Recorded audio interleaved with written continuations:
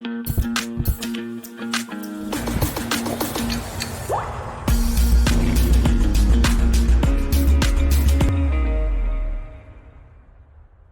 everybody. Welcome to another episode of Chocolate Travels. I'm Joseph, and I'm here with Albert from Crafting Markets. So, hi, Albert. Nice to meet you. Yes, hi Joseph. Nice meeting you too. Who are you, and what led to the creation of Crafting Markets? Yes, so my name is Albert Smith. I've been working in specialty cocoa for, well, almost 10 years now. For specialty cocoa, I was doing 3 years in coffee trading.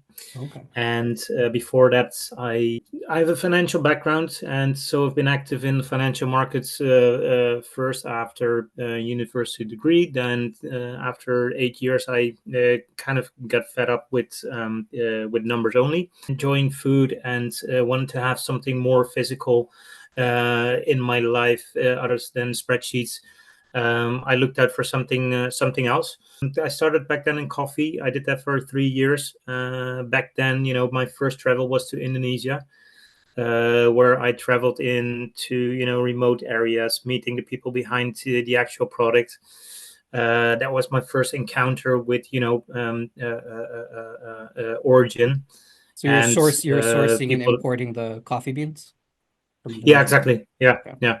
The switch from finance to coffee back then was bulk coffee trading, and I still had the screens which I had before, but then also I had two different aspects, being one a physical product, and secondly also people that I have to work with. Mm. Which made it for me a whole complete picture. Then after 3 years, I moved companies, and I had to set up a coffee company back then. But I had a non-compete back then, and I had to set up the specialty cocoa department for that company. Okay. And basically, after that period, I got in touch with the quality aspect of cocoa. And funnily enough, that I noticed that flavor, quality, and all these quality aspects that you have wasn't out there at all. Like with different products. Of course, I just came from coffee, and coffee experienced the whole from cup to So, what or do you from mean bean to that cup. you mean the quality of cacao wasn't really understood in general, or the Yeah, information yeah. wasn't So the there? majority, Okay. yeah, the majority of the cocoa market is, there was basically no differentiation between quality. Mm. Cocoa is cocoa for the larger industry, Right. and Right. bigger companies don't make a differentiation between different cocoa. Yeah, well, I think the specialty coffee was already way ahead of where specialty cocoa was when I started. Hmm. It still is. Try to see what was missing, and I had to set up a specialty cocoa company from scratch. So, in my opinion, if you look at specialties, then you have to understand the product Hmm. inside out. Hmm. And it starts with understanding each and every different aspect of the cocoa bean, and try to understand every stage within the whole chocolate making process. Right. So I bought a little oven, I bought a grinder, and I peeled lots of beans in the beginning until my hands got completely wasted. um, and besides the quality aspect, I tried to understand who were the ones who actually brought the product to the market. um, and so if you compare this with, for example, coffee and wine and other products, there's just a lot of um, all these other products are way more ahead of what cocoa is. And Right.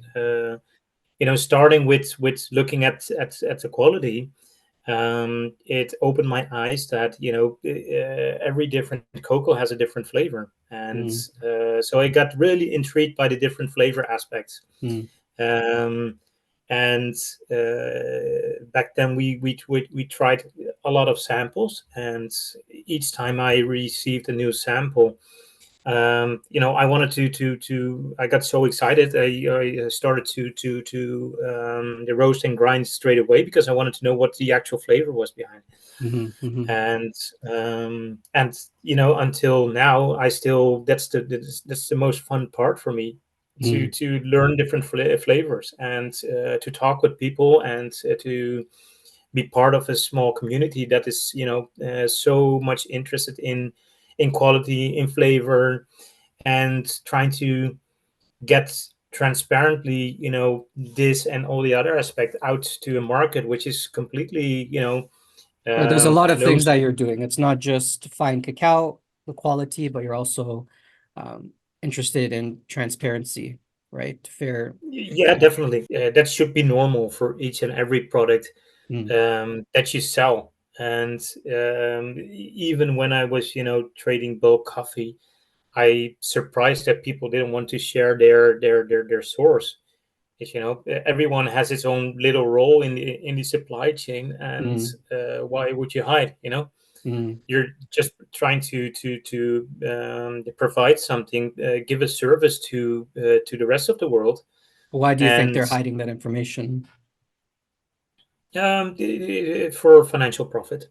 Mm, And you in the bulk market, you take a position and you have an idea on where the market goes to, and you try to optimize your financial gain by right. that. In my opinion, you as a middleman can also have a role for the entire market. So coming from a background in finance, obviously you understand that aspect very well, much Mhm. more well perhaps than a lot of other people in the industry who have to kind of learn that as they go along. So with that said, now that you have that background and you're into this industry, is it possible for, I guess, everyone to be happy in a sense of, the growers, the brokers, um, the people who sell the cacao? Like, is it possible to sell cacao at a much higher cost and still run a successful business? Is that possible? It totally is, and especially in the smaller sized business. There's going back to when I started, I had to also come up with a pricing model. And for me, the only working pricing model, or the only logical pricing model, would be if the cocoa that we would bring in bigger volumes, to send it out to people in smaller volumes, but also with a lower price than they would get it when they would get it themselves. What otherwise I wouldn't be happy with my role as a middleman, Mm-hmm. because then they could go themselves as well, right?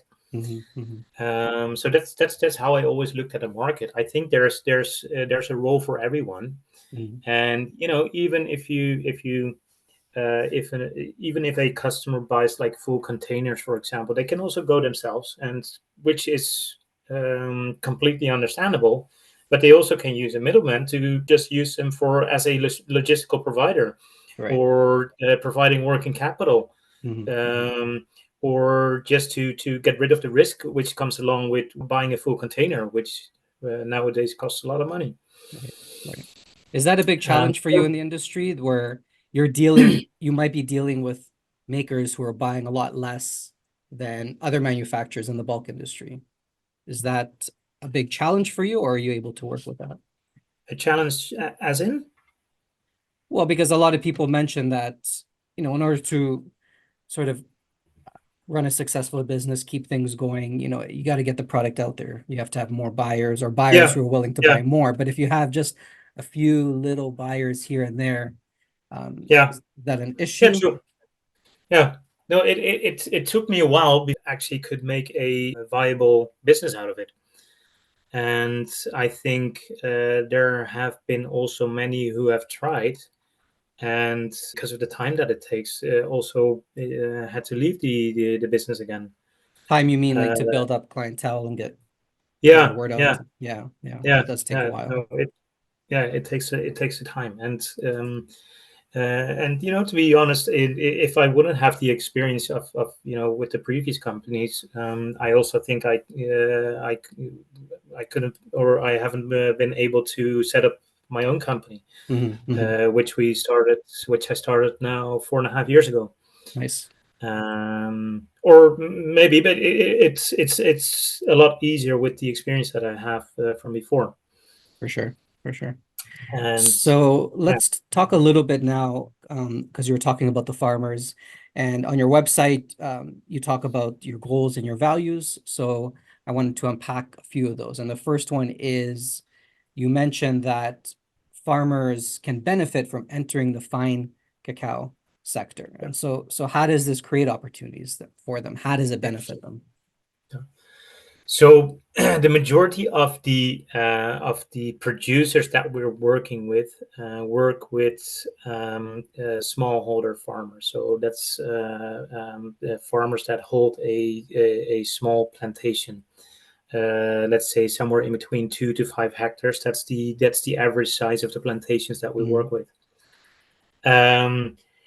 These single plantation holders, they're without a producer that, or a cooperative model, or a social enterprise model that you know that collects all the cacao to a central point and has it in has it in some kind of bigger volume. Without that, they wouldn't have a market. right. Then they would only rely on local buyers who try to buy at a very low price, and probably will go to the industry, who doesn't care about the whole Quality. transparent chain. Mm, Um, so we make sure that every single line is transparent, and also that the small plantation holders, that they have access to a market where it actually where also they can trace back their cocoa. Um, And when you say we transparent, sorry, I just wanted to clarify for Mhm. people watching, what does that mean to somebody from the outside, like a consumer? What is that supposed to mean to them that you're transparent? Yeah, sure. So we can so every container that we buy, we can go back to the producer and ask whether they can share the whole information on where they have bought, or where all the cacao is coming from. Mm. And we get a list of a full list of farmer names, Mm. where which has been used for setting up the container. And why And is that? Why is that beneficial for consumers to know? It might seem redundant. well, I think, yeah, no, sure. I think everyone needs to know what they eat. Mm. That's a primary thing. I think Right. it should be a right to To be know very where your honest. food's coming from. Yeah. To Yeah, yeah, exactly. I think it's also a part of a bigger trend. People want to know where it's coming from. Right. Right. Um, And there's it less just room for nefarious things happening behind the scenes, right? If Yeah, everybody knows what's yeah, happening. Yeah. yeah. It enables it gives a trust, a feeling of trust as well. Mhm. Yeah. So the main benefit for these farmers, you're saying, is that they're sort of guaranteed a certain price if So they're yeah, so connected. they have access to a market. We work with producers that pay up for the quality. Um, our main focus is on quality, because that's the with high quality, that's the only way to get the flavor out. Mm. And for all this extra work that the farmer does, we pay good amounts up versus what they would get from the local market. And yeah, we also work with producers for a lifetime. If they do a good job, then Mm. we find a market for it, and Right. we make sure that we come back every year. Mm. Yeah, So that's very that important creates too, to have that consistency. yeah, Yeah. Many of the producers that we work with right now is is I've started already 8 9 years ago with them. So Mm. yeah, Yeah, there's a lot yes, of talk about different farmers who have worked with people in the past and they hmm, just kind of jump ship at some point and kind of leave them stranded, yeah, which can yeah, cause a yeah. lot of distrust in the sector, in the industry. So, Yeah, and how can you plan as a farmer if you don't know where yeah, where you're gonna place your product for next year? right. And in regards to quality, you say that, if they're consistent with their quality. So how do you determine that quality? Who's looking over that aspect of it? Yeah, yeah. So for each batch that we buy, we do physical analysis, we do sensory analysis, we do lab analysis. Um, so we make we ship it to Amsterdam where we're based. We have a third party warehouse. The warehouse draws samples of the whole batch, or actually from 30% of the batch, which gives us a representative sample of the whole batch. Hmm. With this little sample, we do the physical analysis. So we do a cutting analysis. We see whether fermentation has been done properly, drying, if there's no defects, And all the tiny little aspects. just quickly, can you give us a few examples of what you want to see or don't want to see when you're cutting into it? Yeah, yeah. So you want to see good fermentation and good drying. That's something that you see quite quickly. If a bean is not well fermented, then you can see it by means of the color. Mm. So we usually want to have a good brown color. There may be a little bit of violet shade in the beans as well. Hmm. But the amount of fermentation is very important for the flavor to come out.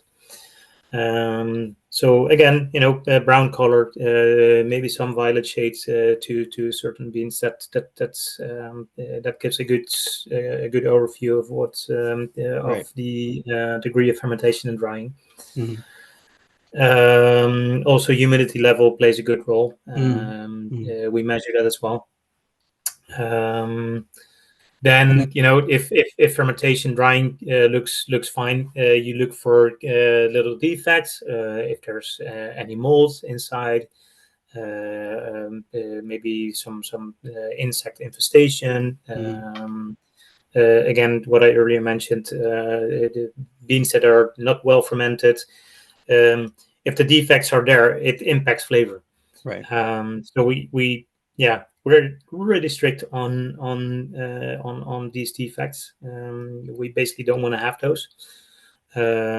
We say that we would want to have less than 1% defects, but actually, if we're close to 1%, we're yeah we already yeah we already don't like that Mm. because Mm. it does affect the flavor.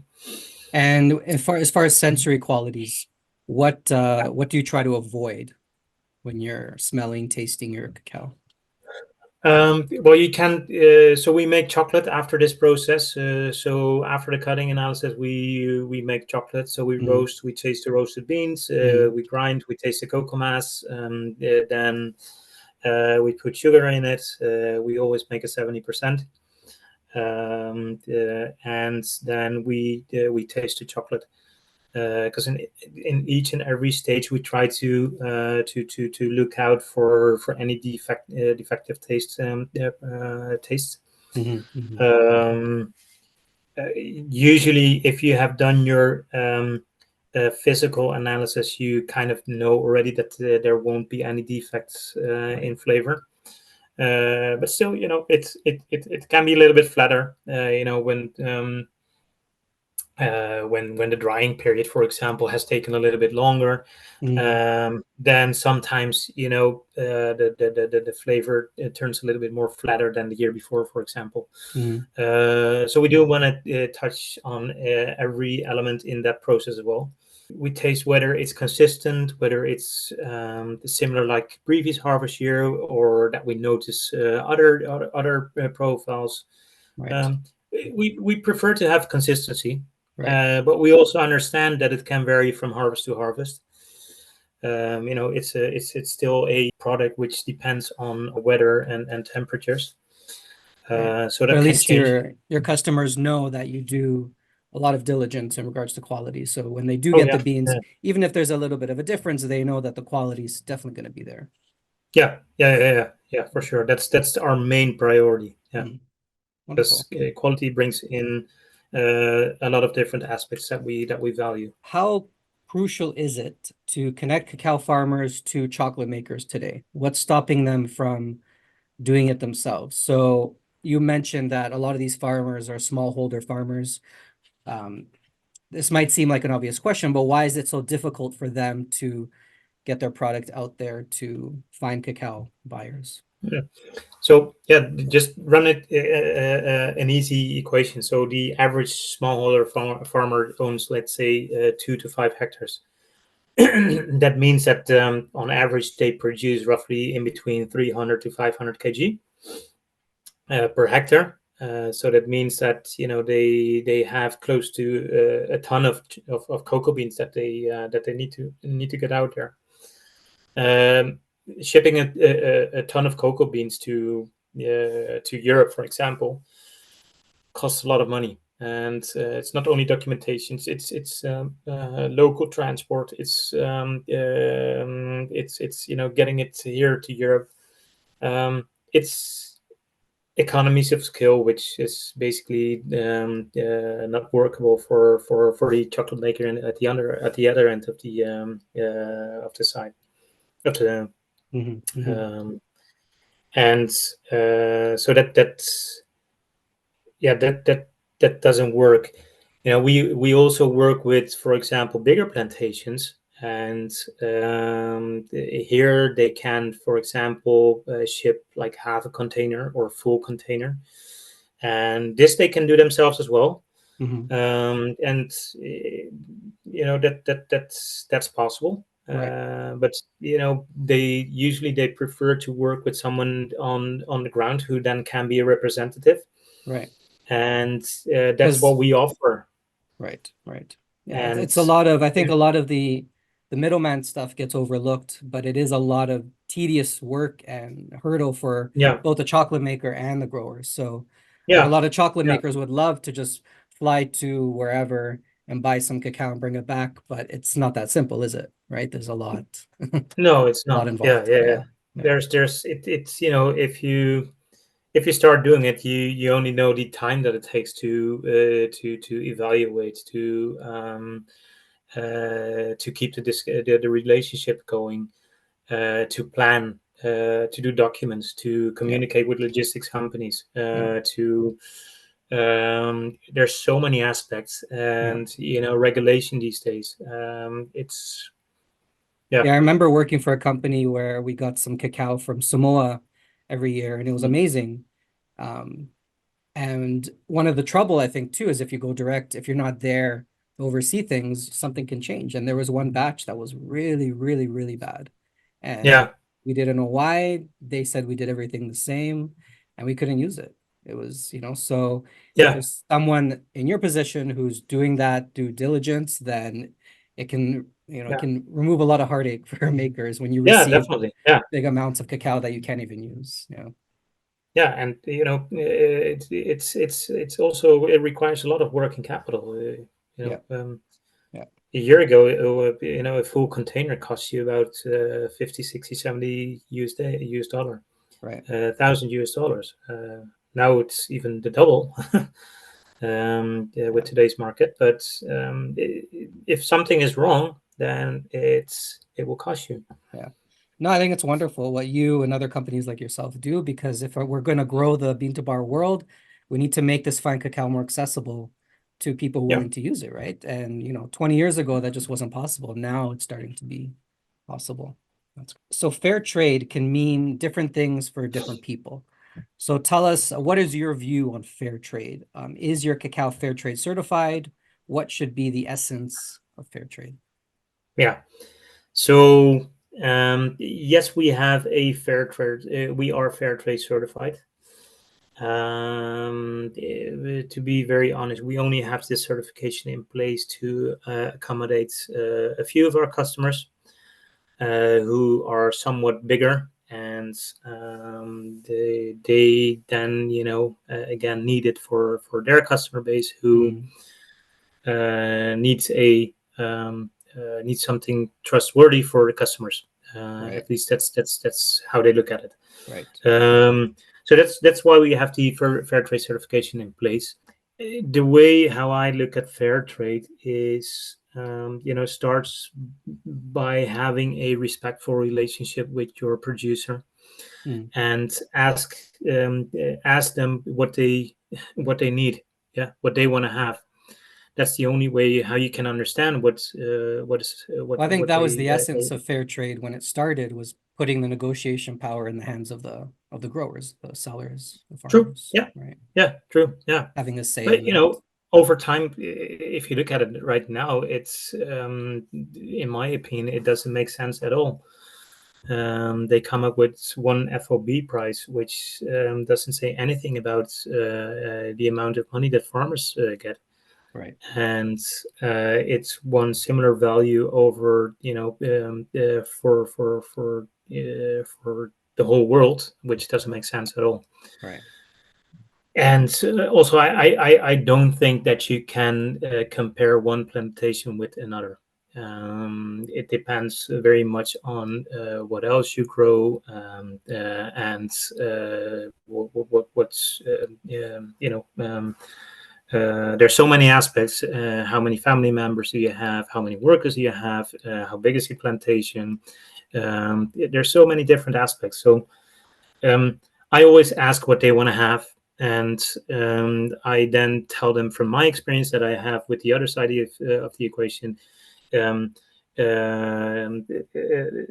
what could be possible? It has to work from both ends. Um, so if they come up with a price that is reasonable for our customer base, then we say, hmm hey, yeah, hmm let's try hmm it. Let's see right, how much we can get out there, right? right, And I think that's a fair and open model where you can where you can, let's say, collaborative and together come up with a price that works for everyone. right. And I think that's very important to have that sort of relationship, as opposed to, I need to buy from my buyer who wants cacao. Let me try and find the best price for them. Um, Yeah. and that usually means that the growers, who are sometimes in a more desperate situation, they need to sell their product, are willing to sell it or whatever, but that doesn't work out in the long term, right? It's not going to No. sustain them. It's No. not going to sustain the quality, right? So, Yeah. Yeah. And it starts with an open and collaborative approach, and relationship, mm. and be respectful to one and each other. So you were saying that you have the certification because that's sort of the framework of which some of your buyers require that product, but that Just a few. yeah, just a few, but you Yeah. also go sort of beyond that fair trade Oh yeah. standard as well, Yeah. right? Sorry, so this might be a difficult question. How does one define a good price for cacao? And I guess you're saying it kind of depends on a lot of factors, but can you answer that, or is that not It's really? no. It basically it's it goes hand in hand with what I just said. Yeah. And I know that $2.50, where the market was before, is not a good price for cocoa. That's Mm, pretty easy. mm, mm, I think it's very shameful if people want to buy that, and mm. especially if the farmer puts in more efforts for a cocoa to Right, come up with quality cocoa. right, right, Um, so it definitely needs to be more than the $2.50 that we saw before. right. Whether it's $10, which we see right now, I don't know. We need hmm to ask the farmers. Right. Yeah. Like you said, it depends on, where they are in which Yeah, country they're in, and the costs for yeah, them, right? The scale they're at, yeah. all sorts of things. As you seek Yeah. out various cacao origins and farms, what criteria do you use to determine whether it's fine premium cacao? Um, it's the physical and the sensory aspects all determine the quality of the cacao. Do you go So by uh, any other standards? Like I know there's some organizations now that say we deem this fine cacao or we don't, or do you just kind of use your own like criteria? ICCO standards, you mean? Right. Yeah, but that's no, that's very that's there's no idea behind the ICCO standards, I think. Yeah, it seems a bit arbitrary sometimes. Yeah, Um, why is 60% of Ecuador fine flavor? hmm. I don't know. So you're No, using it's your own criteria of what you've learned over the years. yeah, Yeah. it's if a producer puts a lot of attention in their cocoa with fermentation and drying, you can see that in a split second. If the if you just start with a single with a simple cut test, Hmm. and you see that you can see in a couple of seconds that whether a cocoa is well fermented and properly dried, Right. and that's quite, yeah, for me, quite easy to Okay. see very quickly. Hmm. And yeah. How challenging is it as far as consistency from your sources? Has that been an issue over the years? Yeah, Like I know there's there's quite, variance from season, but I'm talking about consistency yeah, of can I actually tell consistency this? is super difficult. Yeah. And because again, because of the weather aspect, that makes it the most difficult, Mm, and especially in origins which have to deal with lots of humidity, right. Yeah. that makes the drying aspects very difficult. Yeah. Um, so there's a few producers out there that are like so good in consistency, Mm, and um, which may have the optimal growing conditions. I don't know, but mm, um, in general, we yeah, most of the producers have like a super high consistency level. mm, Depends a little bit on the producer profile that you're working with, whether it's a cooperative model, mm, mm. or managed differently. It's You see the differences between different producers, but uh, consistency is I think the most difficult part of bringing specialty cocoa to the market. Right. Right. Because a lot of these Yeah, farmers probably had to learn something a little different than what they used to do in order to make it a fine yeah, cacao yeah. sometimes. Also, but it's mainly the weather aspect, Mm. which makes it very difficult. And can you tell us about some of your origins? Do you have any unique stories about some of the efforts and the impacts of these communities? Yeah, no, it's what I mentioned in at the beginning. Still, the part that I like the most is starting out with a new grower, with a new Mm, producer, mm, and first aspect, of course, because I like to understand what new flavor I have, and then secondly, the whole story behind comes in second place. For example, 3 4 years ago, I started to work with a new plantation from Grenada, and I got in touch with them through the network that I built on the island, and they had this was just after COVID. mm, So it was Belmont Estate, by the way, from Grenada, and they have a big estate, and they make chocolate themselves, and for their own restaurant, for the local market, etc. And they had a very hard time during COVID, mm, and they wanted to explore, also to export cocoa. mm, And at the same time, I had a chocolate maker who wanted to have a new bean, and preferably like a single plantation that they could use for their high end range. Mm, mm, And so we started to sample. It took 2 samples to really understand the actual flavor. During that period, I also got in touch with another plantation from Grenada who was exploring also to export their cocoa. That was Lester Estate. Similar size hectares, but they both wanted to export. So same procedure. Start to sample, talk about what they do and their story. Um, they have a huge history, both more than 50 or 80 years old. Both have exported cocoa way back, mm, and over the last decades, all of their cocoa has been bought at a very cheap price through the mm, Grenada Cocoa Association, which is basically a government-led institution who buys all the beans that are out there and collects all the cocoa and ships it out in container without without keeping the transparent mm, trace. mm, mm.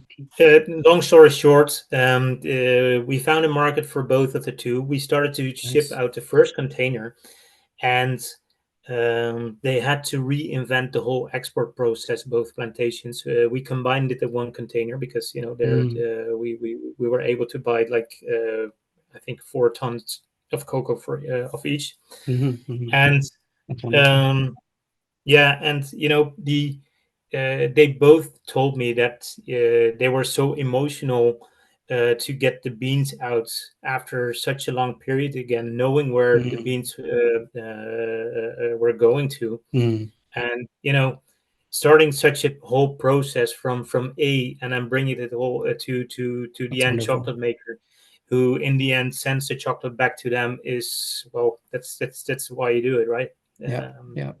And it yeah. probably that maker probably wouldn't have been able to do all that, to do Yeah, that. If they did, it would take a lot more work, a lot more time. we're trying to do the same right now again with a new Vietnamese producer. Mm, mm, Similar story. It's yeah. super nice.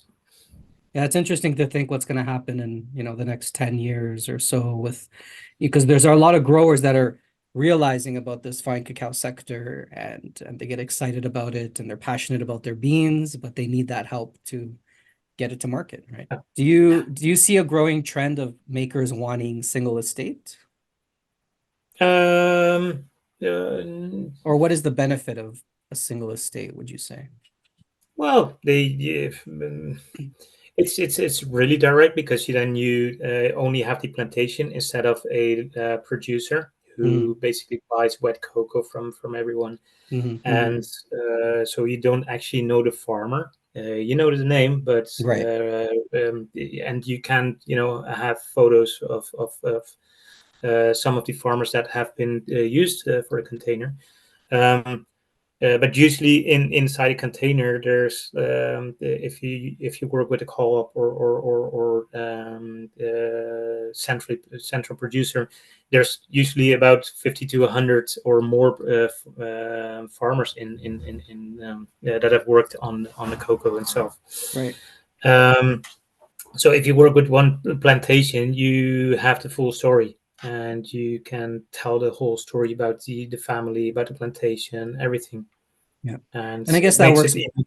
It works both Yeah, ways because they have a story right behind the bar. They know exactly where it comes from. And I kind yeah, of like you were saying is that the people in Grenada, they were excited to know that it wasn't just going out of the country, that it was going somewhere specifically.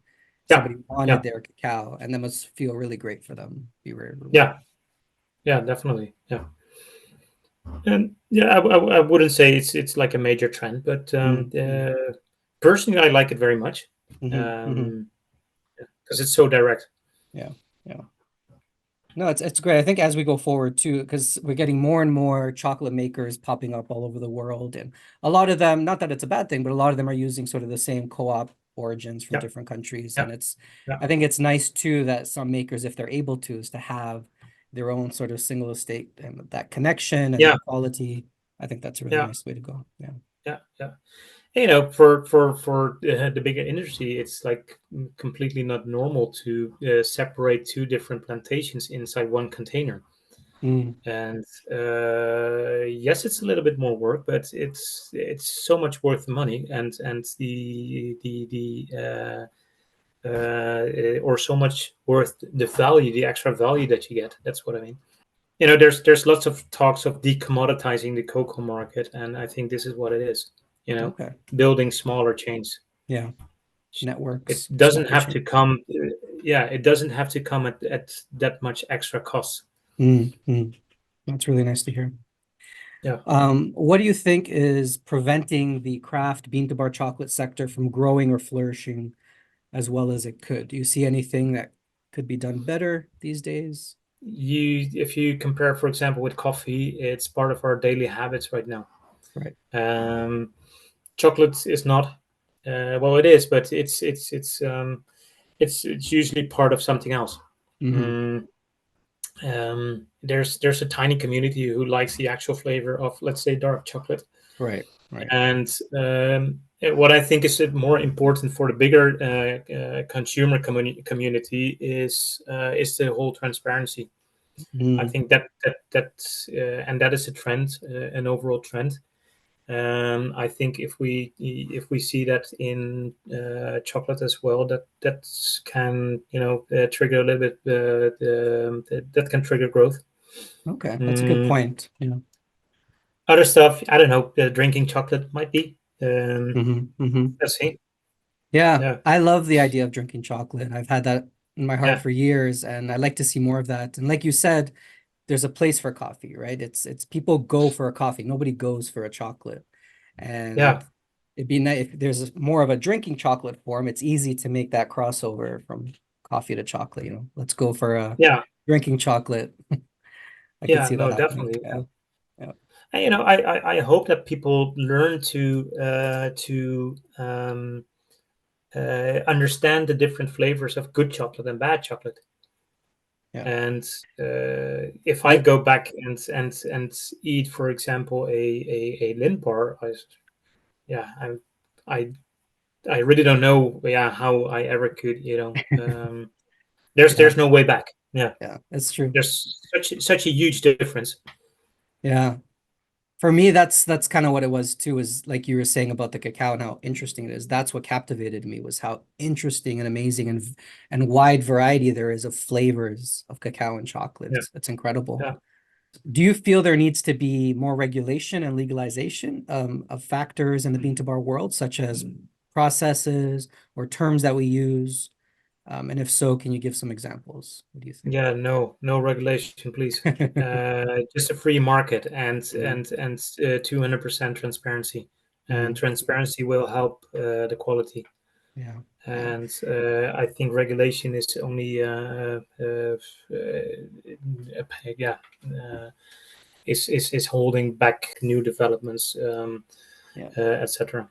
Yeah, because a And lot of yeah, this, we're talking about single estate and small holder farms and even small scale chocolate makers. Regulation, I think, hurts those people the most, yeah, usually. yeah, yeah. No, I agree. And no, again, it needs to be fully transparent, and Mm. then you don't need regulation. For me, I just feel like that's going to create uh, a lot of roadblocks for a lot of people. Yeah, We need to flourish at this point, I think, yeah. expand. No, I think where I think it's more standardization where people talk about. I think, right, Mm, standardizing, for example, quality aspects. mm. Um, The that's terms, fine. right, right. I think that helps communicate about cocoa, Mm, mm, and that helps understanding where everyone is talking about. mm, But mm. in terms of yeah, and I would say other regulation slows down the whole development that we're seeing right now. And I guess, like you said, if everyone's transparent about everything, then what do you need the Yeah, regulation for if everything is very clear and yeah, open, right? If you have all the yeah. information you need. And what is something that you want the public to know about cacao, about the cacao supply chain that you feel they don't quite appreciate? So you're very connected to the supply chain. what do you think the public don't quite appreciate or understand about it?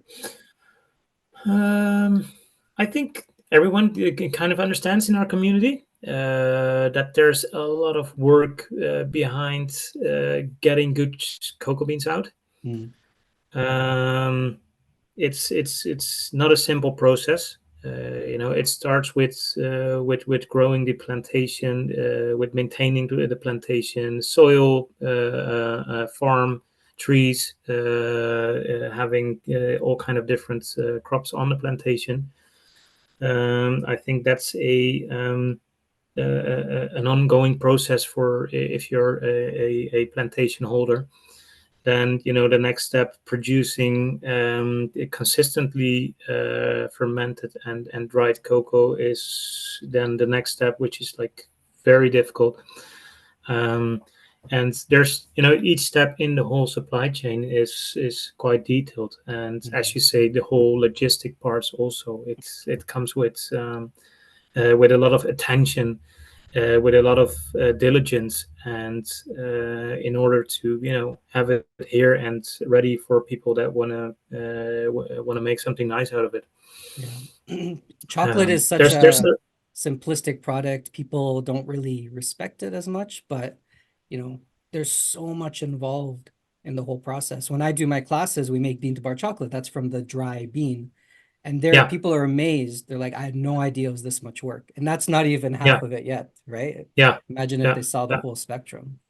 yeah, true, yeah. Yeah. So this as well. If the transparency gives hopefully a total different perspective to people who eat, and it's not only cocoa; it's with everything. But I think our market is just a little bit behind many other markets. You think it's And important there's for companies like you, but also chocolate makers to really push the educational component, like get information out to the consumers and customers? yeah, yeah, yeah, yeah, yeah. Yeah. It takes a while, but looking back in the 10 years, I think we are making progress for sure. Hmm. Hmm. and and hopefully we get to the point where it goes a little bit exponential. Hmm. Hmm. Exponential. Wonderful. Well, thank Yeah. you very much. I appreciate your time. What is the best way for people to connect with crafting markets? Who can purchase cacao from you?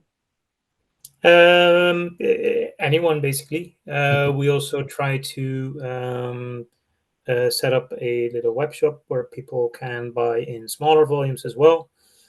We already do it, but we don't market this as such Mm. right now. Phone, email, WhatsApp, everything is possible. The way how everyone has his own way to communicate, so we're open to everyone. Okay, wonderful. Excellent. Well, thank you very much, Albert. It was a pleasure to talk to you, to learn from you, and I Yeah, wish you all the best. likewise. Thank you very much, Joseph, for Thank you, taking the Albert. time and getting the word out. Much Excellent. appreciated. You're welcome. All the best. Take care. Take care. Download the free Bean to Bar app to connect with incredible chocolate makers from around the world.